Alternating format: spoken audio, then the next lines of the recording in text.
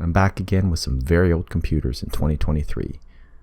The desktop is from around 14 years ago and the laptop also the same, 14 years ago. The value of each computer is easily $20 to $30 and the specs are quite low end after all these years. I guess I've done one of these each year because as the majority of the world goes to the latest and greatest, the shiniest and the stylish, with a little change in mindset and some technical know-how, you can keep some of these old relics from the garbage pile and save a ton of money. For example, my daughter still does her schoolwork on a 14-year-old HP compact office desktop. It's running Windows 10 with one upgrade, and that is an SSD.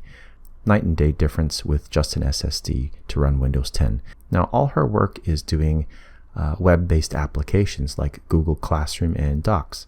So really, I'll show you in the next two computers that Windows 10 isn't even necessary, and in fact, can be a detriment. Now, this HP desktop was purchased for $20 from Kijiji. The specs are, well, old, as you can see here, but it did at least have 4 gigabytes of RAM. With a 2-core, 2-thread processor from around 2009, 14 years old, this is getting quite old for technology. Running Windows 10 on this 3.5-inch Western Digital green drive is quite slow, and in my mind, not a great experience. Trying to get a video to play on YouTube is quite a chore. It stutters with 720p, if it even plays at all.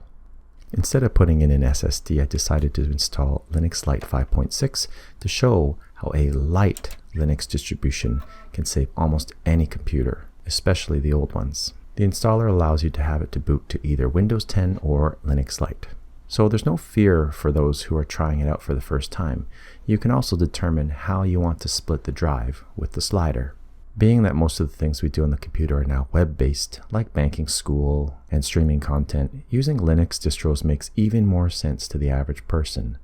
This computer has no problem playing YouTube videos in 720p, and of course, getting work done on Google Docs like the script I wrote for one of my latest videos. Now, this heavy and thick laptop is also sporting a processor from 2009, but a heck of a lot slower than the variant from the desktop. Remember these things, kids? No?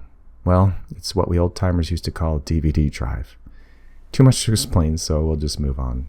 I also installed Linux Lite 5.6, and like the previous desktop, it runs everything the majority of the population would like it to. Streaming content is great and without issue. By the way, is anyone still watching The Walking Dead? Classic. I hope you get the point now. Yes, you may have to make some modifications such as an SSD to run your Windows operating system, or even simpler, just switching over to some foreign and scary operating system like one of the many Linux distros. Remember, you don't even have to fully commit. You can install it alongside of Windows and choose which one you want to run. If you're tight on money or simply one of the few who are enlightened, then this is truly all you need for most of your daily tasks. And so in 2023, I and some of my family still rock gear from 2009 and will keep doing so until they can give to us no more. Thanks for watching, and hope to see you in the next Ladybug adventure.